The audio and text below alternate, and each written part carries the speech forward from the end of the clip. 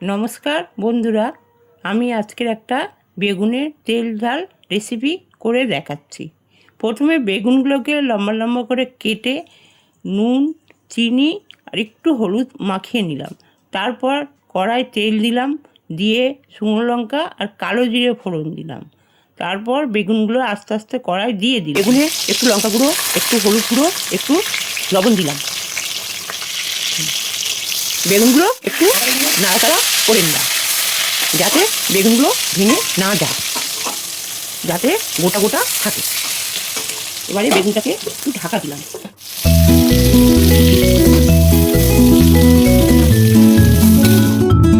ঢাকা খুলে আগে থেকে পেস্ট করা সাদা সর্ষে, আদা আর অল্প টমেটো মিশ্রণটা দিয়ে দিলাম। দিয়ে গ্যাসটা একটু কমিয়ে দিয়ে বেগুনগুলো একটু নেড়ে দিলাম, যাতে নিচে পুড়ে না যায়। এই রান্নাটিতে কোনো জলের ব্যবহার হবে না। তৈরি হয়ে গেল বেগুনের তেল ঝাল। আপনারা এরকমভাবে করে খেয়ে দেখুন। যদি ভালো লাগে আমাকে লাইক, কমেন্ট ও সাবস্ক্রাইব করুন।